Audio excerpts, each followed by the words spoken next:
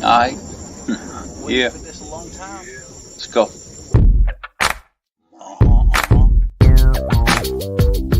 Here goes buddy, money, there. Joe's paranormal.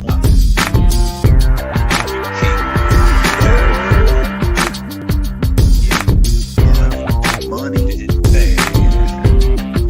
Joe paranormal. Joe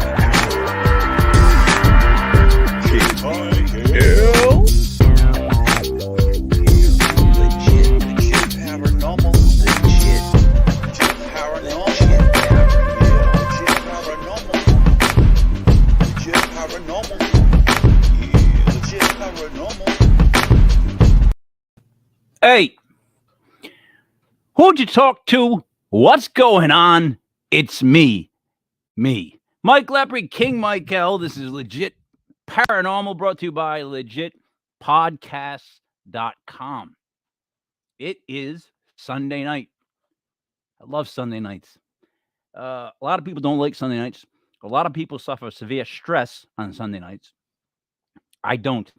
It is August 7th, 2022. That is 0807-2022. Buddy, I don't know, 8, 7, and then 6 if you add up all the twos.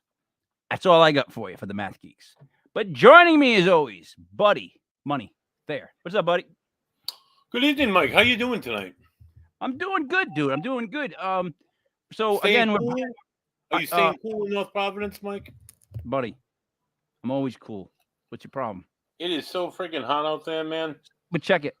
So we're broadcasting over 3 channels. There's the Legit Paranormal one, there's the Legit Podcast one, and then there's I think it's the Legit Fantasy Sports one. I'm sorry. So I just want to make sure that everybody knows that's what's going on. Go ahead, buddy. It's beautiful. Nothing better keeps me cool during these wonderful hot summer months than a nice, cool, delicious beer. Tonight I have a very special beer, Mike. It's called Kingston's Finest. It's brewed by Shades On Brewing Company down there in Kingston, Rhode Island. Kingston's Finest was brewed for this year's Rhode Island National Guard Leap Fest. I don't know if you can see that. It was established in 1982. It's it's basically a competition put on by the Rhode Island National Guard, and they host several jumpers, paratroopers from several different countries. This year, there's 8 different countries being represented. Guatemala, Germany, Britain, I believe, are some of them, including the Rhode Island National Guard paratroopers here in the United States. And they got their own beer done for Leap Fest. And I was lucky enough to grab one of these cans that sold out real quick because all these guys from all these international countries came down and enjoyed some of the good beer before they jumped out of airplanes and landed. That's a good idea. I think that's a good idea. I think it's a good idea to beers before you jump out of a plane. Cheers to Major Jeffrey Ahern, who saved this wonderful beer for me. It's an American corn lager. I'm not usually drinking lagers on the show, but a lager is a good beer to have in the summertime because it's easy to drink. And salute to the Rhode Island National Guard and this year's Leap Fest. Thank you, guys. Just really quickly, if they can get that beer made, why do we not have Legit Paranormal? I'm working on it. I know the guy at Shades On. He's my cousin's best friend. So and we should have our own beer by now, bud. We should have our own beer, Mike. Just want to drink it. All right. Do the introductions, will you please? So joining us this evening is she's been on the show twice already. She's a wonderful author. She's a fellow radio hostess. She's a parapsychologist. She's a UFOlogist. Lovely, beautiful, and talented Jean Broida. Welcome back again to the show, Jean. We need to get you a gold jacket. Yep. I'll take a gold jacket, but I don't require one. My needs are few. The universe is abundant and showers benefits upon me. It's so good to be back. Yeah, I was here like a year ago. I was just checking dates because that's what I do. I'm a factoid. I was here first on August 8th, 8/8. So I heard King Michael doing a little numerology kind of thing with the date. So we got 8/7. I was here first on 8/8/21 to the day. What was the second time though? Because this is the third show. Second time because I pinch hit in December for all the guests who book appearances months ahead, like I had to do to be on your great show, and it's so worth it, the wait, plus the excitement building. So it was December 12th, 12/12/21 for all you Nice. numerologists. That was a nice. great. That yes, was that's and that right. was an excellent show. We ran on at the mouth, as I recall, went over the hour, but Yeah. with no regrets. So we'll see what happens tonight. That's Nice. that. Yeah, that's fantastic that you remember the dates. I can't Oh, remember. I didn't remember. I wrote them down. I log everything. Oh, I don't. Yeah. No, Gene, I'm at the point now where I literally walk into every room, and if anything else pops in my head, I now go, "What am I in the room for? God damn it!" Like I can't. Like I got so much going on in my head that if you throw one more little wrench in there, it's like, "What am I? Where are my keys?" Like I've hunted for my keys over the last 2 weeks, way more than I'd like to admit. Now, let's get into this. UFOs. One of my favorite topics. To speak of, with any guest, because it we run the gamut and what we believe in. I got it right here for you. So that's a little bit better. But I know, yeah, I'm thrilled. And here's the back. So this is back. we All got right. we got the daytime crash. I Yep. know I'm interrupting, but you know how I roll. I know. Yeah. Here's the and my excellent pal and now roommate Daryl by Daryl.com realized the art in software. So this is Second Life software that made these. I don't know how it works. It's magic. It's voodoo. But the front, this is my design. Crash in front, retrieval in the back, dead of night, army truck. See that? Nice. Nice. That's how I roll. It's Yeah. about the conspiracy. It's about the cover up. Carry Yes, on. all right. Cheers. Yes. Yeah, chug. Every time I say conspiracy, let's chug. Oh boy. Mhm. See, that's like the one thing that I've somewhat avoided going down the rabbit hole of, because I have a lot of beliefs in conspiracies that I think Yes. if I told people, they'd freak people out. I believe a lot of things are fixed. I think being, hey buddy, you're drinking, right? I think Yeah. being an Italian and growing up an Italian, there you go, you are prone to watching out for people just trying to con you or not give you the full truth. You're trying to read them.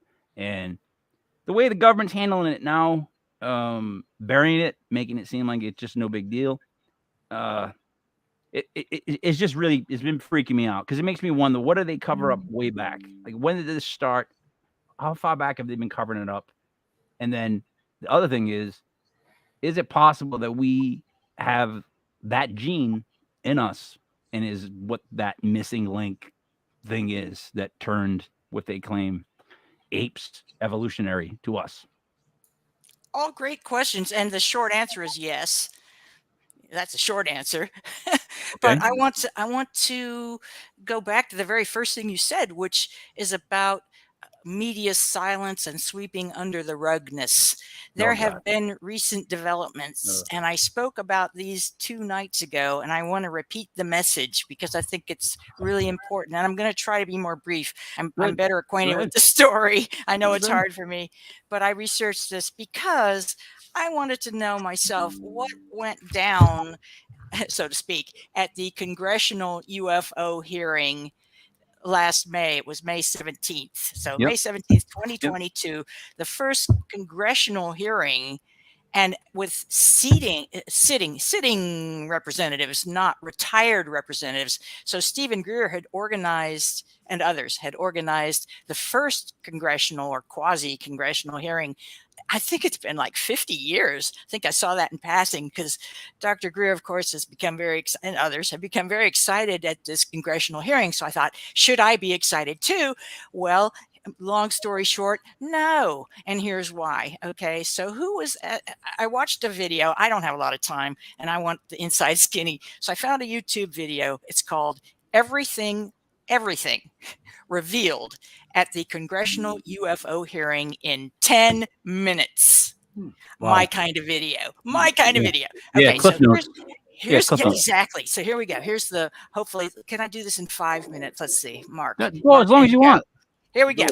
We've got, for our cast, we've got the Honorable Ronald Moultrie, current Undersecretary of Defense for Intelligence and Security. His background is Air Force. obviously an officer, and he represents the Department of Defense, the DoD. So Moultrie, Honorable Moultrie, I'll just say Moultrie for short. I mean honorable. I mean no disrespect. This man has served our fine country, and I salute you, sir. Next player is there we go. Scott Bray. I needed to put a space in there. Scott Bray is the current Deputy Director of Naval Intelligence. So he's Navy. These two gentlemen represented the, as far as I know, new task force on UAPs, which is newspeak for UFO. Yeah, it sounds Instead nice. of unidentified flying object, it's an unidentified aerial phenomenon. So I looked up what is the difference between object and phenomenon, because I'm a word nerd, and they're very similar in meaning, but basically an object is a thing, clearly something made of matter, a material object, whereas a phenomenon goes beyond objectivity. It's an experience. It's something sensed. So perhaps the military is admitting that there's more to this UFO stuff than just the occasional laughable report about seeing lights in the sky.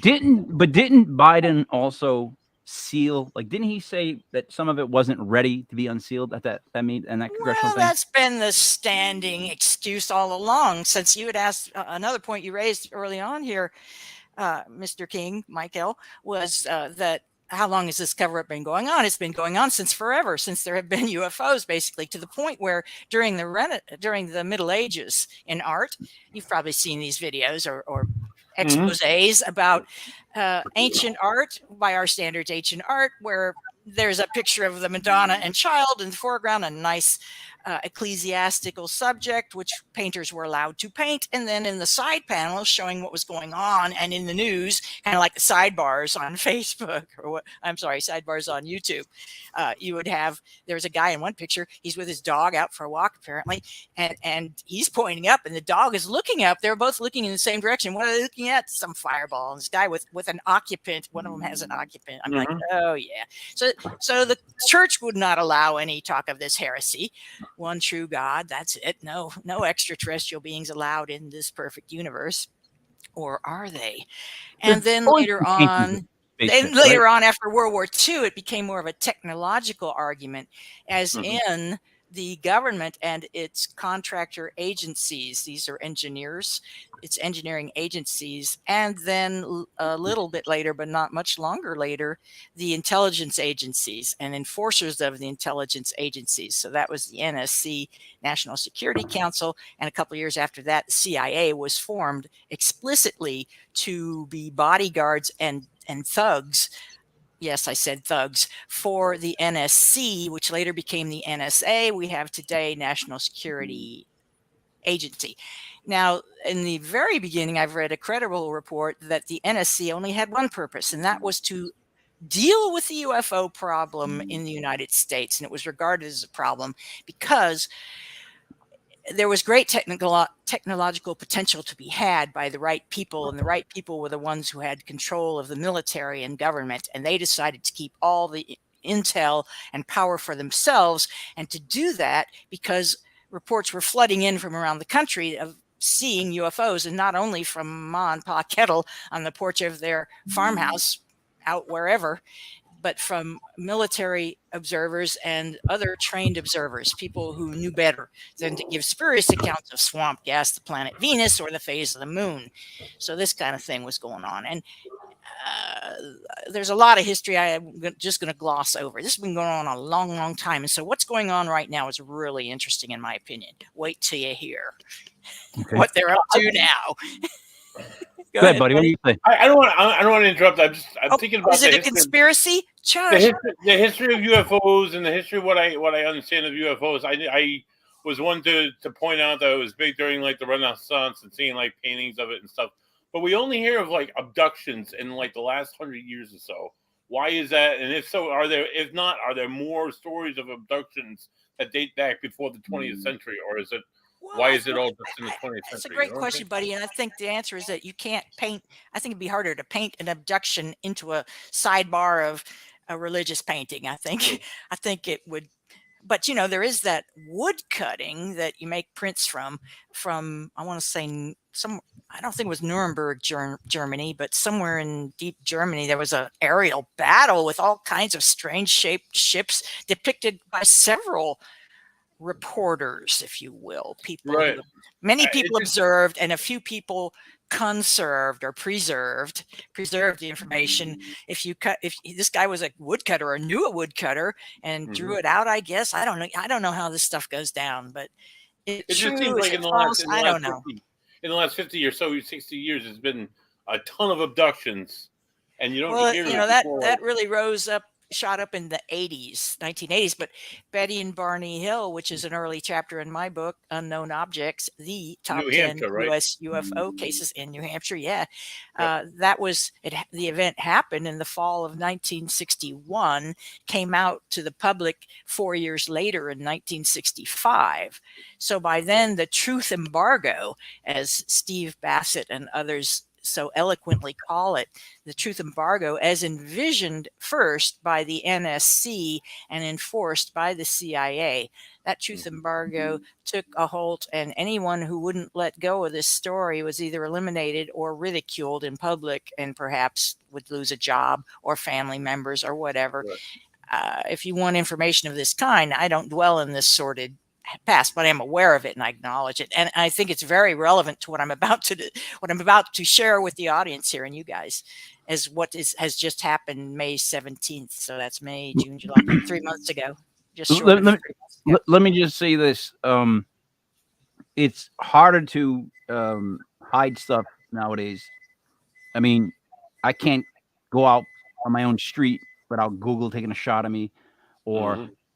you find out, like, if you get into a fender bender, you're like, oh, I get into an accident, I don't know what I'm gonna do, and then the police are like, well, there's cameras over there and over there and over there and over there, and they should all have footage of the accident, and yeah, I'm just like, wow, this is it. They have a great way, Gene, of just sweeping important stuff under the rug. My biggest one and my biggest complaint, not to get off the topic, we'll get right back to topic, is the Ghislaine Maxwell issue. So you convict her of doing this. You know that he did this and allegedly killed himself. Allegedly. Did I say allegedly enough? And then we never find out who all these famous people were. That's never to be told, ever. And secondly, is it Eric that you're your roommate? Is Eric your roommate? I can't hear you. Can't hear you. Gene, we can't hear You you. muted yourself. Buddy, was his name Eric? I think. Can she you said hear Eric. me now? Now Oh, I yeah. can. Okay, I'm sorry. I've sat upon my mute button, so I won't be so clever. I was asking All your right. roommate's name. Eric. Daryl. Daryl. Daryl. Two R's and a Daryl. Y. By right, Daryl.com. Great tell him- artist and can you tell software him- god. Tell him to dance a little bit in the background. If he's going to be in the background of the show, he should at least do a little jig, maybe do a little. Give us something. Tell him to dance in the background if he can hear me. He can't hear me, can he? He can't hear you. Hey, Daryl, you're on camera. They want a little dance. Tell me, can you do the Egyptian? Walk like Can you walk like an Egyptian? Come on, man. Do it, Daryl. Yeah, he did it. Yes. There I did it. All right, back to topic. I blocked it. No, I saw him That's do it. okay. It was a good one. It's, All right, it's Gene. dinner time in the Garden of Good and Evil. Go ahead, Gene. All to you now. I was glad he did that, buddy. Well, you said squirrel, so okay. Well, just to get us back to where we were, it's like couples tennis. This congressional hearing on so-called UAPs, unidentified aerial phenomena, was like couples tennis. So on one side, on the side of the military, we have the Honorable Ronald Moultrie from the Air Force and Scott Bray from Naval Intelligence, and on the opposing side, if you will, and I only use this sort of competitive and adversarial analogy because of what I am about to tell you. Okay. So, because it's always the relationship between we, the people, and the military industrial complex about UFOs or UAPs or whatever you want to call them has always been adversarial. And it's not my fault that it has been so. It is their fault. They being the aforementioned gentlemen and the agencies they represent today and those agencies historically. All right. And I'm not I I'm agree. not asking for reparations. I'm asking But for accountability I wouldn't and use couples education. tennis. That's why I'm here. Gene, I wouldn't use couples tennis as my sports analogy. All Let me right. just tell you why. Couples Here's tennis. Here's the truth of couples tennis. Me and the wife, somebody and their wife. Every time I hit it to the wife's side, it's a point. I'm not trying to be mean. It's just totally different. That's why couples tennis is uneven. Give me something that's like a one-on-one in basketball. Where it's mano a mano. I'm with you. But Well, I digress. Wait till you see what happens. Okay, All so right. then we have, so on the opposing team, we have Mike Gallagher, U.S. Representative for Wisconsin's 8th Congressional District. Never He's heard a of it. Republican. And we have Raja Krishnamurti. He's an Indian-born American businessman and politician serving as U.S. Rep for Illinois' 8th Congressional District, and he's a congressional Democrat. So we have two congressmen. And I he's can say worth men because 500 they're men. We have two He's worth- congressmen, a Republican and a Democrat, on The second guy is team worth opposing 500 an Air points. Force guy and a Navy guy. The second guy Okay. is worth 500 points in Scrabble. Yeah. Right? And I hope That I means- didn't butcher his Oh. name. Yeah, I'm it was sorry if deep. I did, sir, but All right, go ahead. this is a good thing. So now, Okay, so continue. what we have are a Democrat and a liberal quizzing a Navy guy, a Navy officer, and an Air Force officer. And I have to tell you something else backstory to really appreciate this, what's going down right now. Historically, based on my literal decades of research into the UFO phenomenon, the Navy and Air Force have been competing very hard against each other to get the goodies, to get the craft, to get the aliens. Yes, all these things have been acquired, and they usually end up at some place like Wright-Patterson Air Force Base. Wright-Pat has a bunch of sub basements, like Denver International Airport has sub basements, and all these deep underground military bases have sub basements down into the ground, and that's where they stash the cryo tanks. I mean, this is all reported by other people. It's not me making it up. I'm looking for at least three sources that are not related to each other. It's not just one person parroting what the first person said, but they've reached their conclusions independently of each other. I'm looking for at least three, but when you get over to the blackvault.com, you can usually get way more than that and get ready confirmation that this was a thing, this actually happened, and it's more than just a glancing media report, even if it wasn't covered by the mainstream media. I'm thinking again about the rivalry between the Navy and the Air Force. This has been ongoing. And so here we have, ironically, paired together on a UAP task force, a Navy man and an Air Force man, and they are trying to work together to lob and volley the questions they are about to face from Krishnamurti and Gallagher. And by the way, as an aside, a quick aside, Mike Gallagher has recently, and coincidentally with this congressional hearing, he has launched a congressional bill, the first of its kind, to grant whistleblower immunity to any military personnel with UFO information, immunity from bad consequences. This is landmark. We'll see if it passes. But I've talked for years now about the negative psychological and sociological consequence of the pressure of having to keep such a horrific secret. If you see something that is actually otherworldly, if you listen to and watch people who've actually been aboard craft, and I've got psychic talents, but so does everyone. And I'm fooled sometimes. I'm not saying that I have a BS meter that's infallible, but there can be supporting evidence, and I'm looking for that too, of a variety of kinds. there are enough credible accounts from all walks of life to know that this is not merely a media fad or a flouncy story. This is a real thing, and it affects people's lives. Not only the first experience of it, but then you want to tell about it, something that profound that's changing your life. You got to tell people, and you're not. Your boss tells you can't. The military that you work for says no, state secret, national security. If you tell, bad things happen to you, starting with your job, then maybe you yourself, then maybe your family. I mean, this is all documented. I don't make this up. So back to the Future. hearing, back to the future hearing, which was in the past. Past Okay, so Gallagher is one of these guys quizzing these UAP task forces. And so the first one out of the gate is Representative Gallagher. He asks the Honorable Moultrie about an incident that is chapter 7 in my book, Unknown Objects, the Top 10 U.S. UFO Cases, because it is so prominent and it so shaped public perception of UFOs. That's why it's in this book. Malmstrom, it's a mouthful, Malmstrom Air Force Base. Malmstrom Air Force Base.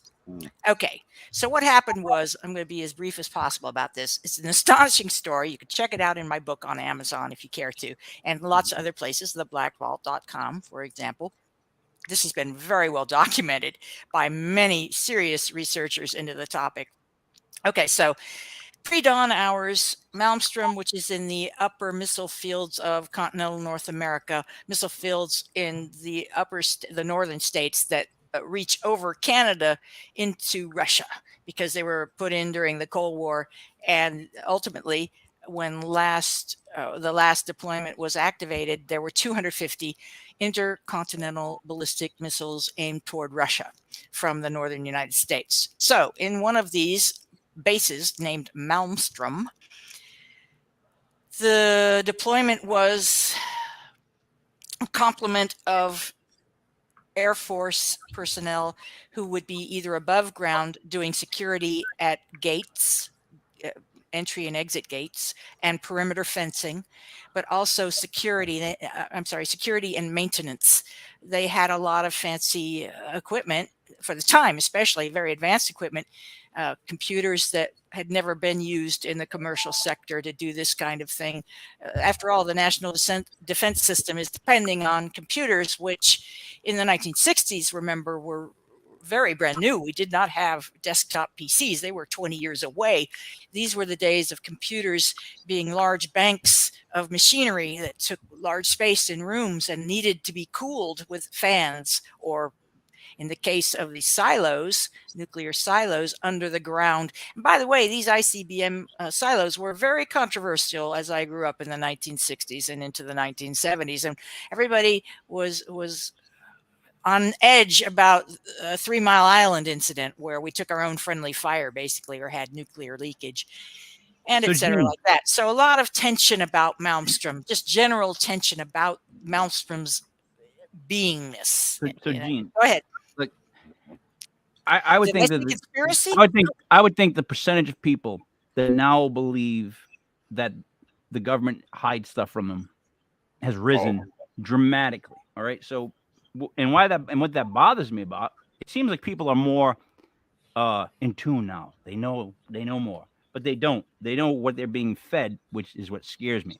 When you make UFOs something that's real, or UPAs or UAPs or GWOs, however you want to call them, when you give them a cute name and you say, yeah, they're TikToks. Oh, we got these things. Oh, we got them. That's all you got to say. And then they block information. Nobody is saying anything. Like, nobody, like, I don't want to say nobody cares, but it's just like, I keep saying this every week now. What do we have to do to make people care? To make people go, oh, okay. Like, what are they going to need? Are they going to need some alien to come on TV and shake the president's hand? Is that where we're at with people's perceptions? Hard to say. And I don't know how we'd actually get that information, because the world falls into 3 camps, as it does with just about every topic, important or banal. And who's judging anyway? There's people who are avidly concerned, and have an opinion. Then there's people who are completely unconcerned or who are neutral. And then there's people who are concerned but have a negative opinion, right? So people tend to believe what they're told. And if what you expose yourself to is mainstream media, that's what you're going to tend to believe. I mean, why wouldn't you? We tend as children to believe what our parents tell us, even if they tell us things like you're inadequate. It's hard not to internalize that, even though we as ascended spiritual beings know that we are merely a spiritual being having a human experience. But if the right? news Not puts the other way around. If Did I the say that you're right? right, though, you're completely right. But if the news puts the right spin on what they want to put on, they'll show what they want to show. They'll block what they want to block. Well, sure, I but 100% believe bear that. with me here. Let's dive on into this here. I think you're going to find this very interesting. So I brought up the topic of Malmstrom, and I just want to, like I said, I want to encapsulate this. So in the pre-dawn, and this is my book, from the But you look pre-dawn, tall. I'm standing, Mike. Oh, sorry. and it's a conspiracy. So chug up. My hands are full. There we go. Okay, pre-dawn hours, March 16th, 1967. This is all documented by the military. Not making this up. Okay, so basically, long story short, UFOs appeared over the base. People on the surface saw them. They radioed down below where there's 2 officers on duty ready to push the big red button to lob an array of missiles over to Russia or wherever, but presumably not Canada. Okay. Anyway, I had my fun. So the sentries on guard on the surface and some maintenance people up there are seeing big glowing orange object radio down to the 2 officers on duty in the silo who take turns sleeping. And this was the Echo flight. So this is an array that it's not all 250 missiles all clumped together. No, they break them apart and they gave them alphabet names. And so this is E for Echo. This is the Echo flight of missiles, a flight of missiles over to annihilate our enemy. How evocative. Okay. So Echo flight reports UFO activity, and 2 hours later, 3 hours later, some indeterminate number hours later, because nobody was, I don't have actual hours. We have pre-dawn hours as Echo flight, but we don't have exact more information from Oscar flight. Oscar flight, same day, hours later, we have a first-hand account from one of the officers in the silo, Captain Robert Salas. He's a big deal in ufology because of this story and the research that he's done from the military side. He's a captain, for heaven's sakes, and he's not lying. He was down in, why would he? Why would he jeopardize his career to tell this story? It just doesn't, that doesn't hold up. That's not even reasonable. So he's down there with Colonel Mywald, his duty assignment, right? So we've got a captain and a colonel, and the colonel had been napping because he was off shift. They took turns so they'd be fresh and alert in case there was some kind of emergency. But they didn't expect UFOs, apparently, and UFOs did arrive. And they'd been buzzing these bases all across our northern states, the missile silos all over the northern states, all early 1967, the whole from January and into February, and now it's March. And so there had been reported activity, but everybody employed there knew better than to talk about it, certainly not to the press. Well, this is years later that Salas finally writes about it. Maybe 20 years later, he comes out as a whistleblower. And of course, he was reviled by the military. They said, "Oh, he's not one of us. He's don't believe anything he says. It's all lies." Okay, so how old was he when he I can't answer that, but what I can tell you is what happened. This is because, and this is important because this is what Representative Gallagher asked these 2 gentlemen representing the new UAP task force. Okay, so a guard at Oscar flight. We've come from Echo to Oscar flight a few hours later. Oscar. Okay, it's the O flight. The bunker phone rings, and on the other end, the now terrified guard above ground screams into the phone to Salas, Captain Salas, "Sir, I'm looking out the front gate, and I see this glowing red object." The red object hovered in the air directly over the front gate. It was clearly and undeniably visible to the security guard who looked through the large picture window facing the gate. The guards on the ground all had their weapons drawn, knowing they had a major situation on their hands. But it was frighteningly obvious that these men out in the open were completely vulnerable, powerless against the motionless craft that had appeared dead ahead with no warning. Okay, so the next thing that happens They took is the high ground. There's nothing you can do. suddenly, much like what had happened at Echo Flight only hours before, 7 or 8 missile readiness sensors out of a total of 10. So not all 10 at Echo Flight, all 10 sensors, which means the system is armed and ready. These are sensors that show the state of the system. Is it on or off? Red and green, this sort of thing, okay? So at Oscar, 7 or 8 missile readiness sensors out of the total 10 switched from green lights to red. That means they went offline. One by one, in rapid succession, the 2 missileers watched a significant systems failure disable almost all of the nuclear ICBMs controlled from the Oscar Flight bunker. And it took them 16 hours to restore that service. Wow. They must have shit bricks. Malmstrom, big deal case. Big deal case. So here's Representative Gallagher, who's asking for whistleblower immunity on the UFO topic in a bill to Congress. Smashing watermelon. He's asking him, basically, what up? He says, he raises the incident of Malmstrom, and he says, quote, about this incident, quote, in which 10 of our nuclear ICBMs were rendered inoperable. At the same time, a glowing red orb was observed overhead, unquote. Okay, well, the facts are a little askew. We had 10 plus maybe 8, 10, but in the ballpark, 10 ICBMs offline, inoperable, and a glowing red orb observed overhead. And here's what, can you even guess what Bray, the conspiracist, close enough, would say about Malmstrom? What do you think he might say?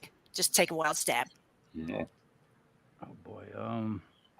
Solar flare. I don't know. Solar flare. Comet. Weather balloon. Not even. Here's this, and I'm quoting from this video, the 10-minute summary of the actual congressional hearing. So this is a direct quote of him at the hearing. Bray is saying, Bray, our Navy man, is saying, that data is not within the holdings of the UAP task force. Oh, it's not admissible. In other words, Not that's within fine. the holdings. Not within the holdings. What the heck is a holding? Does That's that mean you admissible. don't hold it? You don't hold it. Does that mean you don't have files on it? How could you not have files on Malmstrom? Okay, well, the soup thickens. Hold that thought. Write it all down before you. Okay. So then Gallagher presses. He's going to press like a smash some tennis. watermelons. He's going up to the net. He's approaching the net. He says, "Okay, but are you aware of the report? Because this was military stuff. This happened at a freaking missile silo base. There's military records of this, 2 of them. I mean, come on. Are you aware of the report?" Bray said he had only heard stories and had never seen the official report, nor knew of its existence anywhere in the Department of Defense. I like and Bray. Here's his direct quote. All I can speak to is what is within my cognizance. Big word. Yep. Within the UAP task force, and we have not looked at that incident. Basically, whatever is in my knowledge that I know and is okay, in that thing, I looked at it. It's not in there, so I didn't look at it. So far. I like Bray. He deflects well. I Come hang out on, with that Gallagher. guy. Gallagher's not over yet. He's still volleying. He says it's a pretty high profile incident. You're the guys investigating it. I mean, who else is doing it? I'm with them. I'm on their side. Okay. So now Moultrie, Air Force guy, he jumps in to rescue Bray, who's at a loss for words, basically. He knows a lot about Malmstrom. He's clearly lying. Bray is clearly lying, and he's sweating bullets, basically. So Moultrie jumps in, and he says quickly, he cuts Gallagher off. Says, I mean, who else is doing it? And Moultrie jumps in and says, if something was officially brought to our attention, we would look at it. There are many things out there that aren't officially brought to our attention. So then Gallagher asks how official bringing it to the UAP task force needs to be. Yeah. Wasn't his request at the hearing official enough to satisfy that requirement? And so Moultrie says, this is classic, we'll go back and take a look at it. That's a lie. Huh. That's a good At one. so many levels, that's a lie. They have looked at this in and out. It's infuriating. We'll go back and take a look at it. That's a dismissive statement right there. But generally, there is, and here he starts stammering, which every Toastmaster knows means you don't know what to say next. It's fill words. He's like, generally, there is an authoritative figure that says, there is an incident that occurred and we'd like you to take a look at this. But in terms of just tracking what may be in the media that says something occurred at this time, at this place, there are probably a lot of leads that we would have to follow up on. And I don't think we have the resources to do that right now. Gene, here's the thing. Conspiracy much? Yeah, so Gene, listen. Here's what I equate this to. A buddy comes into the store and wants to buy an apple from me, and I tell him I can't sell him the apple because I need 2 forms of ID. Buddy comes back with 2 forms of ID, goes to buy just an apple. I'm like, nah, you can't buy the apple. I need a written letter from your landlord showing that, proof of residence and a couple utility bills. And buddy's like, I just don't want the apple that bad. That's what I base this whole UFO thing on. Like, they keep doing this stuff. No matter what you say to them, they just go, I don't know. Oh, we haven't looked into it yet. Or to say, it's not in my cognizance. So therefore, I'm not thinking about it. And it's not in what we wrote. So if it exists outside of here, it's unofficial. That's infuriating on so many levels because they can do that with anything. But I digress. Continue.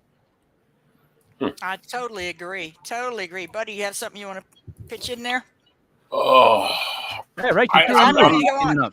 We're done with Gallagher, but now I want to go into Krishnamurti. Gallagher smashes watermelons. I'm sorry. Yeah, I'm I just know. blown away. Wasn't that You don't- awesome? Wasn't that awesome, get that. Gallagher smashing Yeah. watermelon? You get that, Really? buddy. Does not. Buddy, do you Comic get that? genius. Do you get that joke, buddy? What, the Gallagher? Yeah, smash the watermelons. Yeah, I remember him. I just want to make sure you got Yeah. it. What do you call that thing? That's sledge-o-matic. Legimatic. Yeah, right. But Legimatic. interesting, he had a twin brother who he sold his act to, and then they get into like a lawsuit fight over who was Gallagher, and the brother started going on as Gallagher 2.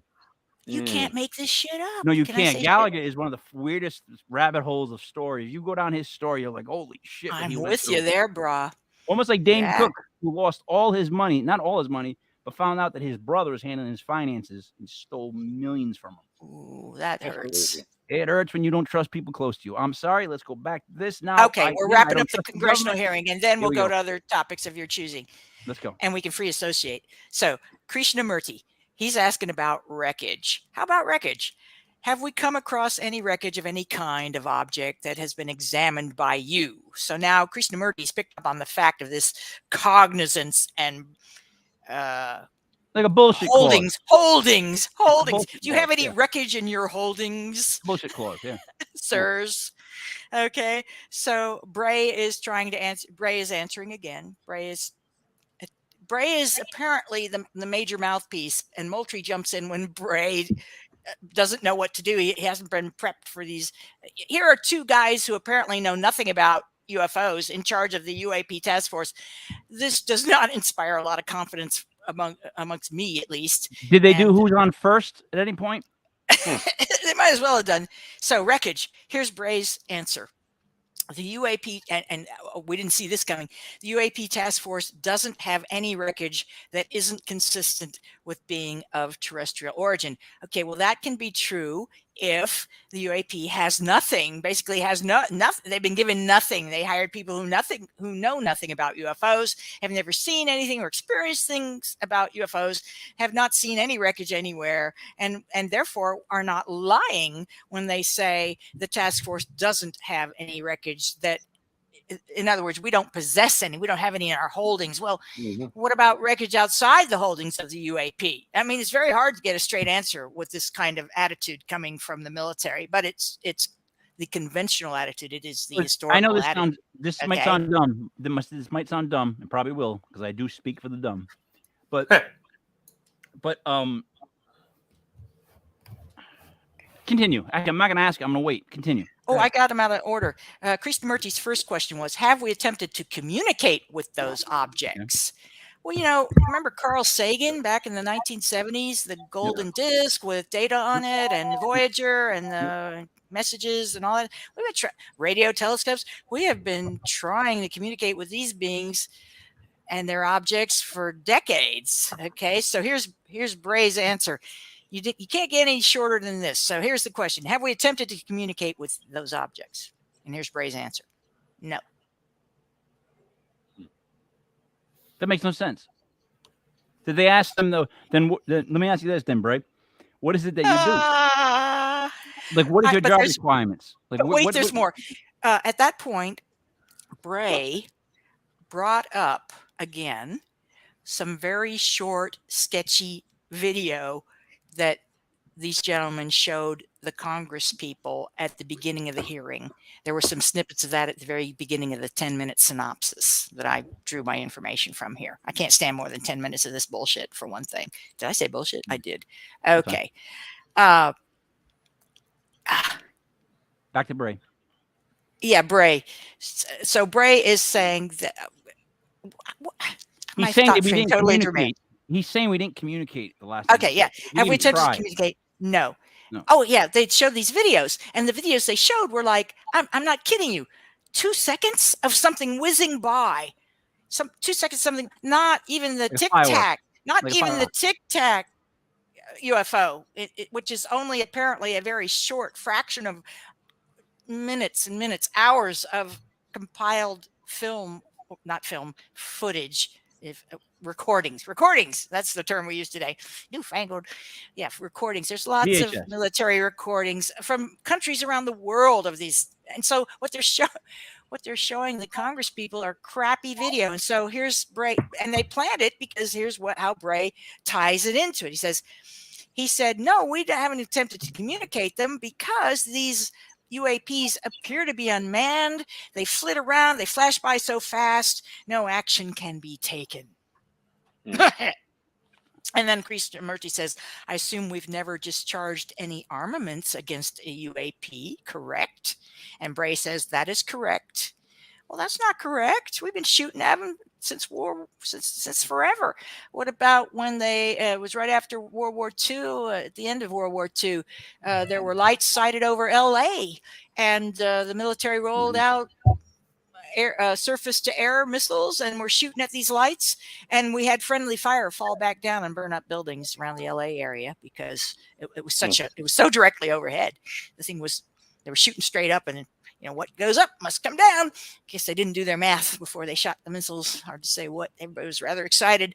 And then, of course, there was the invasion of Washington, which is, I think, chapter 5 of my book. And that was in the early 1950s when UFOs buzzed the very secure airspace over the White House and the National Airport in D.C. for hours and days. In fact, it went on for 2 weeks, and it got newspaper headlines. So nobody remembers that stuff because the media won't perpetuate it. Those aren't the stories the media is interested in. The truth is not what they're interested in. So Bray's just lying, 2 in a row. Have we tried to communicate with them? No. Have we discharged any armaments against them? No. Well, every time these interceptor jets go out to get their footage and try to intercept these very fast, very precipitous, by which I mean they can stop on a dime and change. They can do things that defy our law of physics and defy our conventional aircraft. And everybody who's not denying this is anything agrees on that. Okay, so they're not conventional aircraft. We've been tracking them for decades. And so then Krishnamurti asked about the wreckage, and Bray says the task force doesn't have any wreckage that isn't consistent with being a weather balloon, basically being of terrestrial origin. So finally, Krishnamurti asked, this is the last one, did the U.S. have any sensors under the water to look for UFOs in the oceans and seas? And Moultrie said, he started to mutter, and I had to really crank up the volume to hear what he said. He really didn't like this question. And he said this was a matter, quote, more appropriately addressed in closed sessions. So he can't be talking about underwater sensors in front of us, the people who pay his salary. Well, that's because they're going to claim too sensitive. They're going to claim it's for defense. Let me go through a couple things really quick. So basically, there was 2 idiots that went to Congress, and these 2 idiots were going to say nothing. Their goal was to Bill Belichick it and give you no information. Right. Congress didn't want to hear anything to begin with, so I really doubt they tried that hard. I mean, someone could. Well, really those 2 congressmen did. Those 2 congressmen did, at least, and I think they speak for others as well. I made this point a couple. Go ahead, but I may go ahead. If it drops in the bucket, you need more people to step forward. Secondly, the fact with cable TV is, I think when people start to talk about anything that's like UFOs or paranormal or COVID, they get like a headache and they don't want to talk about it. I swear to you, I hear people I start to talk to them and it's like you're giving them a headache, and they just blindly change the subject. That I believe. And lastly, I've always said the ocean is exactly where ships would go. That would be the perfect place to come from, because even in the freaking origin of time, we came from the ocean. Like they try to say that we came from the ocean, which in my head's always been like, now that I've got all these weird conspiracy theories. Oh, Chuck. Oh, buddy just did it. Buddy, what time is it? 51 minutes into the show, and I finally spilled something on the white shirt. That's not that bad. I thought I wouldn't make even half hour. All right. That's pretty good. I do think though that they come from the ocean, Gene. Like and again, listen. Well, think about this. I'm not saying you're wrong, but think about this. Of all the places on Earth, where would you go as an extraterrestrial species that's studying Earthlings and Jersey. maybe messing with us too? Yeah, Jersey, of course. You'd go to the Himalayas. You'd go where it's very, very high, and you'd go into the Marianas Trench or somewhere in the deep ocean where it's very, very low. Yes, and in fact, I wrote an article for the dailyconspiracy.com before COVID ate that job. Thanks, COVID. Never mind. Conspiracy theories. Thanks a lot, COVID. That's such a great thing to say. Thanks a lot, COVID. Yeah, thanks a lot, COVID, for eating my job. As if anybody's like, yay. Right, go ahead. But all right, so Gene, I get interrupted. So what happened? What happened in Chicago recently? The orb. Chicago. There's an orb. I don't know. Tell me. You tell me. I've been reading about it. So check this out. I read about it twice, then I couldn't find it again. Oh. I'm not lying about that. My wife showed me an article. I looked it up, found an article, went back, could not find said article.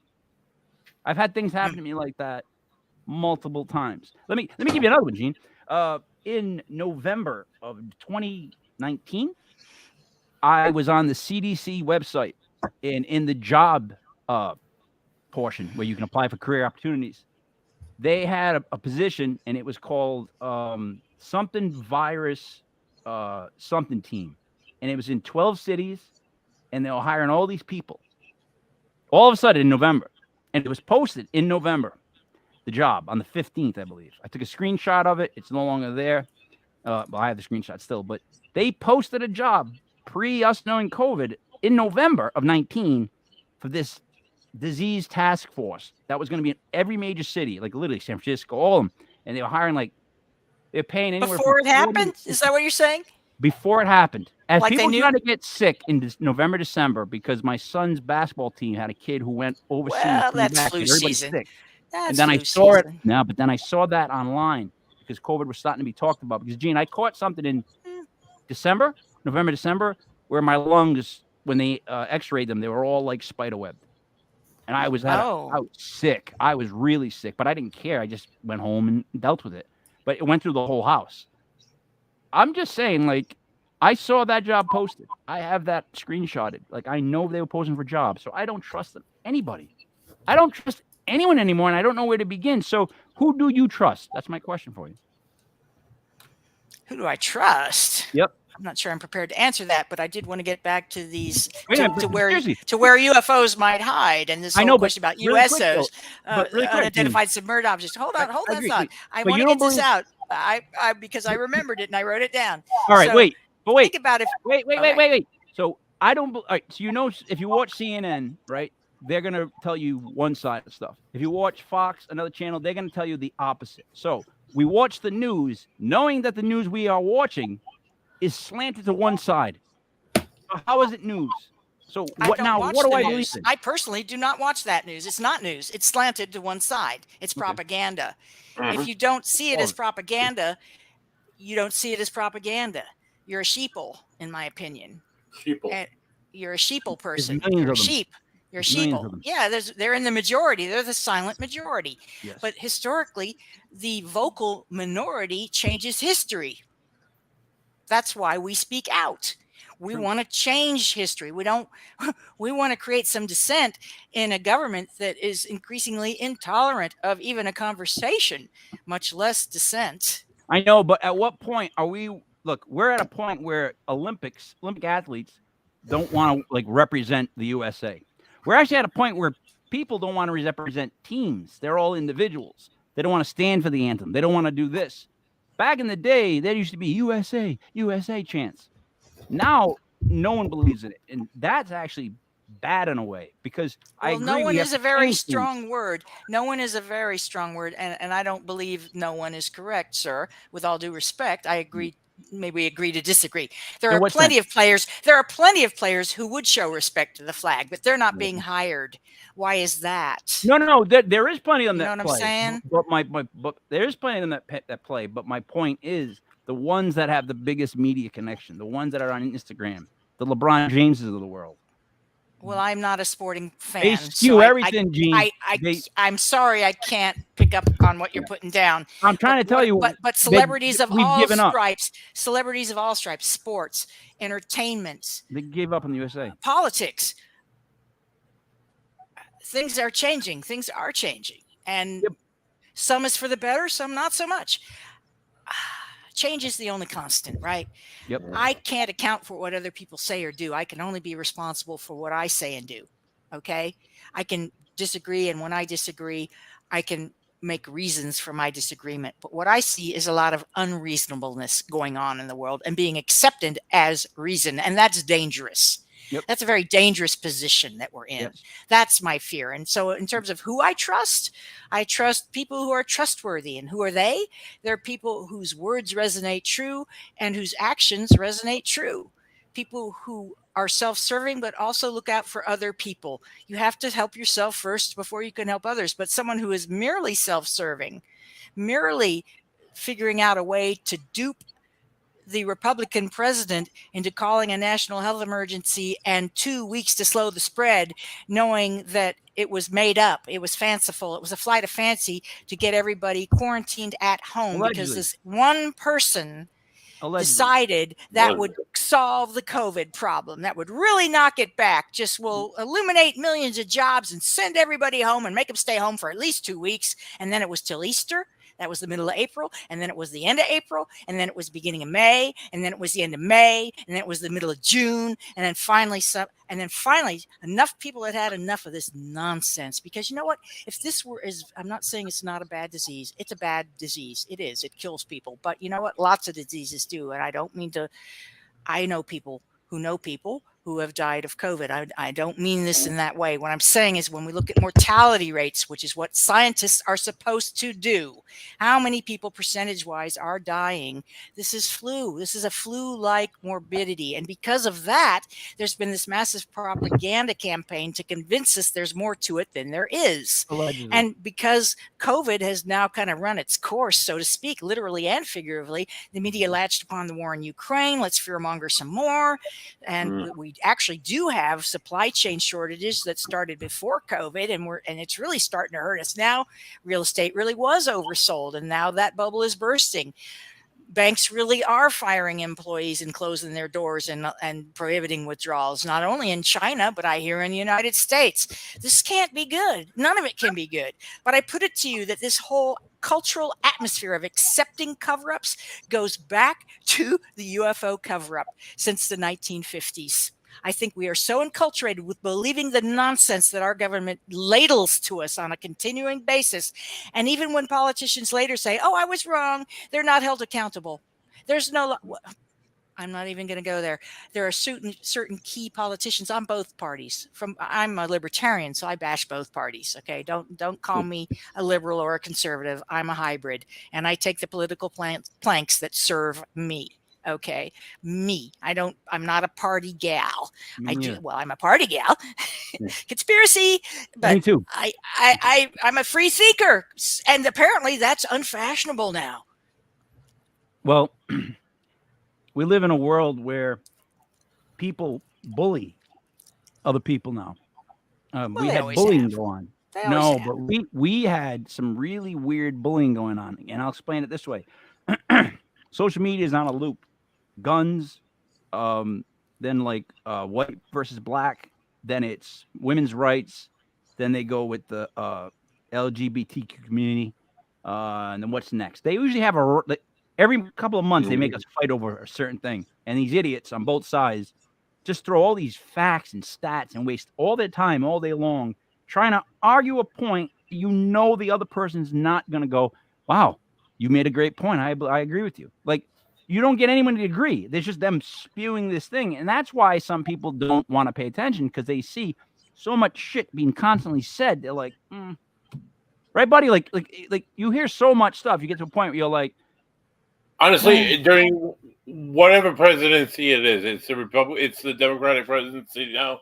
They're doing everything they can to attack the past presidency. And they'll do it when a Republican takes office. That Republican will attack the past Democratic president. The UFO thing. It's like, yeah, they're just gonna sling shit at it until it goes away, and I don't think it's gonna go away. What I'm wondering is, where is the Space Force while all this is going on? Wouldn't the Space Force be on the UAP task force? In other words, another takeaway, by the way, from the congressional hearing, and this is the military's position, and has always been the military's position to justify their actions all along with the UFO business. They know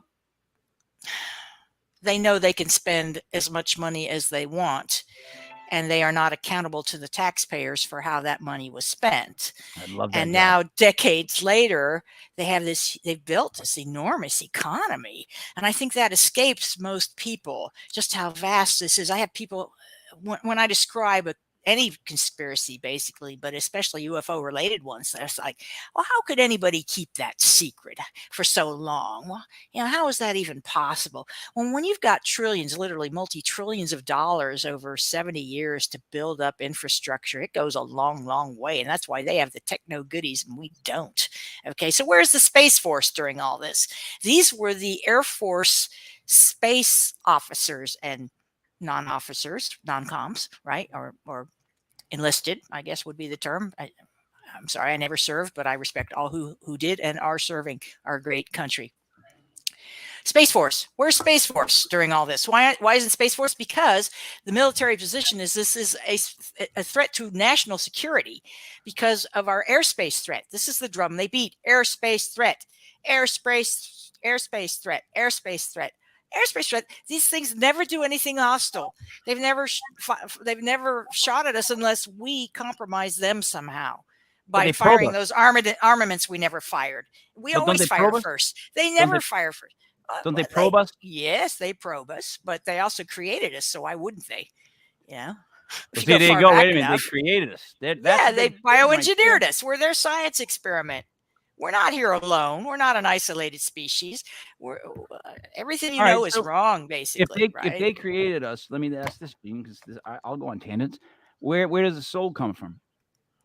The soul is eternal, and they don't create that, but they gave it a form. They gave it a human form with consciousness and put it into the incarnational system. and many worlds participate in the incarnational system, but not all worlds participate in the incarnational system. So some entities would come here to check out the incarnational system. Let's see what that's about. And some who are familiar with it might come to see some soap opera play out, or maybe incarnate, take a chance and incarnate. But I've read from very credible sources that several different ones in different, slightly different contexts, but all saying the same thing, that the danger of an ET coming to Earth, of the many dangers, one is being trapped not only in the electromagnetic field of the Earth, which is dense compared to where most of these light beings come from. Their natural habitat is light, not gravity rich like ours is, with an electromagnetic field as well. So they come to experience mortality because eternity's boring, let's face it, and they get trapped not only in the Earth's magnetic field, and their craft may not be able to escape that, but their consciousness can travel. But if they marry, if they have sex with an earthling, and especially if they beget children, using the biblical term, if they have babies, they're screwed, because now they're in the karmic cycle. They have just entered the karmic wheel by forming attachments on Earth to other beings, especially beings or places or even plants, right? Anything you're attached to will bring you back to Earth, and they fear that karmic net. They fear it. And so they really don't want to be down here very long. And when you put this fact into the context of the Sumerian chronicles of human origin, those 200 fallen angels who were Anunnaki, aliens, who came down from their spaceship, they were cast down without their communicators and without their controlled environment on their ship. So now they were going to suffer the length of days. Again, biblical quote. They have to suffer the length of days, meaning they're going to get younger and younger and younger as generations go on, because they're interbreeding with humans. And even if they didn't, if they interbred only with themselves, they would experience this shortening of days and live shorter lives. Well, when they got down here, they'd already been lusting after humans. They'd made this groovy thing, humans, and the women were luscious. And apparently these guys were getting it on, literally getting it on. At first I thought it was artificial insemination, that this was the kind of language being from ancient times being used to describe something that Earth people really couldn't describe, didn't have the vocabulary for. But the more I look into literature, the more I'm thinking they had dicks. Excuse me, they had sexual anatomy. You already said dicks. Just roll with it. I mean, I said dicks. I said dicks. I can't back? believe I said that. Why go back? It's a conspiracy. It's a conspiracy theory. Chud. All right. I am. Let me tell you this. I am offended that they think they can come down and watch our mortality. I am offended that they think they can watch us as if we live in a bowl of fish. They don't care. And furthermore, you're accounted for. You're accounted for. You're a bean, and you're being counted. We're just beans disagree. to them. I disagree. I've read, again, many sources agree. They are monitoring. It seems incredible, but they have great compute power. Not only in their own heads, but they have equipment to help them. So then, if you can use the word compute power, they track all of us all the time. I'm sure of it. They don't know who I am. I'm on the They got your number. They have no idea who I am. Listen, they got your number. If you're only alive because they think you're indispensable. They could care less. Let me tell you something. I'm like, if you can use the word dick, then I can say, who are these whores that had sex with all these aliens? Well, quite. Or were they riveted with a mind beam? Bullshit. I don't care what they're riveted with. There is one very interesting story out of Egypt. Okay. Yeah. So the local god was parading around the very hot land. And because it was very hot in northern Africa, where all this was going down, this is where the Anunnaki had spaceports, and they were processing gold being mined in South Africa, the South African gold mines that still exist today. And there is archaeological evidence that there were strange doings going on down there, and also in the Sinai up in northern Africa. And so the spaceports were up in northern Africa for the most part, the big ones. And where was I going with this? What were we talking about? I don't know. Alien just came in your head, I think, and took over. I know. Took me over completely. We were going to spaceport, I think. Talking about strutting around the hot sun. Okay, so one of these fallen angels, meaning one of these aliens, is strolling around near the Nile, and he sees two young ladies in the Nile doing whatever they would do in the Nile, fill As they pitchers do. with water, do As they laundry, do. bathe, splash, giggle. And if they had clothing, tunics, they would be wet, presumably, and they might have been discarded because who wants to get your perfectly good, clean tunic wet when you can go skinny dip and nobody cares? It's Right. 3000 BC. You know, morality hasn't been invented yet. Neither is shaving, neither is shaving of the or at legs, least Christian morality hasn't been neither is invented yet. Let me shaving say of that. anything. So Ugh. the god looks over and he's like, "Oh, there's babes over there," and he's got people around him. He's not alone. These guys didn't walk around alone. And he's out in the hot sun. He's looking around. He's like, "Oh, there's babes over there in the river," and one of the babes is beckoning and calling and saying, "Hey, big boy." And Major, come on. So he goes over to the river with his entourage. I don't think that's they head that's over right. there. They head over there. And long story short, he procreates with her, and for good measure, he procreates with her pal before it's all said and done. I mean, why not? Why wouldn't you? Opportunity, motive, method. And so these were horny little buggers. And they But disappeared God. after that. You know, the god goes back to his realm, and she's, Eugene, I screwed a god. I two weird screwed a questions. god. I screwed a god. Yeah, and that'd you be fun to- didn't. That'd be, I guess. But listen, first of all, any god that has to ask, like, has to come down to earth and be like, "Hey, how you doing there? You washing your clothes?" That isn't really that powerful a god to me. If he has to go through all that pickup line and all that bullshit of beating the girls on the side, I get it. Secondly, Well, which I can't author believe, was I it? can't Which believe that which these size- aliens can do all this stuff, but they can't beat a magnet. The Like, you know what I what? mean? You can throw all this shit in front of them, but they can't beat a magnetic pole. Some of them just can't do it. They can do all this stuff that I can't understand, but I understand how magnets work. They can't figure out how to get out of the magnetic pull and leave. That's tough, right? That's a tough one to believe. Yes. Oh, I No? think I understand what you're saying. Like, how can they not I've only beat the heard that magnetic it's pull? difficult. And I think the wheel of karma is more of a trap than gravity. All right. But I I think would they're believe talking that about more. the mechanics. They want to get their craft away. They with what they want to leave nothing but footprints. I'm just saying they should be able to beat a magnet. You would think, right? As buddy? I understand it. As I understand it. Hmm. Hmm. You I know, think it's I interesting. could be I think wrong. the whole thing's fascinating. I think it's getting worse or better, depending on what side of it you're on. I can't disagree with that.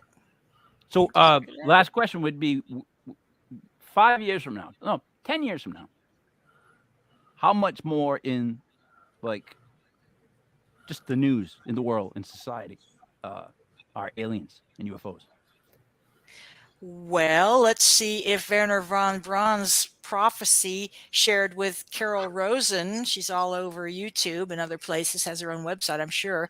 She said Werner von Braun had predicted that the last big lie, or last part of the big lie, that all of these agencies have been putting down on us. So the first one was the Cold War, basically, and then False flag? these false flag events. Yeah, the last one is supposed to be alien invasion. Yes. And, you know, Project Bluebeam with the cities in the sky and apparitions in the sky to panic people, inspire people, whatever. Panic people. Look, you get I people to don't stay in the house because of a disease or a sickness. You can get people to stay in the house because of UFOs firing like beams. That's all it would take. If they were like, we're under attack, first of all, none of the countries would agree. One country would be saying there's no attack. One country saying there is, and other non-information. Next thing you know, people don't know what's going on. Everybody just stays in the house. They could. Well, the stay irony easy. is, of course, that ETs would not attack us. They don't need to attack us. They have us under their thumbs. They created us. They know how we work. They And want can abduct M&Ms. us at will. They can abduct us at will, but they don't. There was a spike in the 80s because a certain faction of these ETs violated a certain treaty that gave quotas on who they abducted. They were allowed to abduct humans and take See, biological samples as well, but they had I'm to offended. report them to the military, and they didn't. They didn't report them, and so they got. How do you get an ET in trouble? How does an ET get in trouble? How do you? What kind of reprisal can you have against an ET? I tell him to go F himself. I'm offended that he would come down and try to do these experiments and act like he's going to watch my mortality. I hate that. That bothers What me if a you lot. What if you owe your mortality to these beings? How would that change your perception? No, because I'll be honest. If they did this, then they're responsible for all the problems too. So Mm. I'd like a refund or Oh, they Yeah. don't think so. no, they're gonna have to meet me halfway. That's part of the because- experiment to see if we can figure it out. To figure if we can realize that we're eternal beings of light and love and put aside our earthly squabbles, which we can't, clearly. No, and I don't think it'll ever be done. And I know I sound negative, but I'm not trying to be I'm with you. negative. I I'm just pay very attention. pessimistic about it. I'm very pessimistic. And if only because of things like the congressional hearing, where there's so much denial and bullshit going on. Just lies, lies, and more lies. What did Mark Twain say? Lies, lies, and damn lies, or something like that. Abe Lincoln said, "No man can be an honest. No man has a good enough memory to be a good liar, a successful liar. That's what it is. No man has a good enough memory to be a successful liar." And I agree with that. We're gonna wrap this up, buddy. What do you want to say? Oh, Gene, that was You look very tall. I'm standing again, Mike. I didn't. All right, yeah. now my backside is sore from sitting on the stool. You leave me blown away in your in-depth lecture or your presentation every time you come to the show, and it was absolutely You're a stammerer. fascinating. Sitting there listening to you Because he doesn't know what to say. He's overwhelmed. It's like he saw a UFO. He's just like, yeah, I just thought you gotta tell somebody. The kid on a It's a bike and it was conspiracy. if you were captivated by Gene this week, join us next week. We'll be our guest will be Irish author and paranormal investigator. He was the lead investigator on Sci-Fi Network's Ghost Adventures International. Barry Fitzgerald will be joining us live here next Sunday on the show. Check out my book on Amazon. And, Great show, guys. Love your show. Also next week, buddy, when's the Friday show gonna happen? The Friday show. Didn't we say we were gonna do a Friday show live from someplace? Oh, that's the following weekend. So next weekend we make the movie, the Legit Paranormal movie. The following weekend we have Gene. We have a show going on at one of these like a rock club that I play at. I got 6 presenters coming on. They're all gonna speak for like a half hour. And they can't have any props, anything. They got to just speak about what they believe in, who they are, where they're going, what their mission is, all that stuff. Almost like stand-up comedy, but not funny. We're going to play music in between, and it's going to be like a party. And I can't wait to see them all drink. I can't wait to get these people drunk. Like, I know that sounds awful, but I just can't wait to see what happens. I think as people go on through the night, the sets will get even funnier. Because as they get drunk, the people that go on last will be like, hey, you know what I mean? Like, we might hear some real stuff. Gene, it was great having you on again. You're the only third timer we have. So you should be awarded a gold jacket. Completely honored. Completely honored. What else would you like to say before we wrap it up? And I'll put the book up one more time. Stay in touch. Get my book on Amazon if these topics interest you and other taboo topics. And I invite you to email me. My name, Jean Broida @yahoo.com. Simple, right? Easy peasy. I have nothing else left to offer, buddy. It's Sunday night and it's finally not 400 degrees outside, which a little bit. But not it's really. been a bit much. I'm not going to complain about the heat, but it's been a bit much. Yeah. Again, great show. I'm good. Let me wrap this. For Jean Broida, for Buddy Money, there. It's me, Mike Leopard King, Michael. This was Legit Paranormal on August 7, 2022. We will see you again next Sunday. Our next show is on Wednesday and Thursday.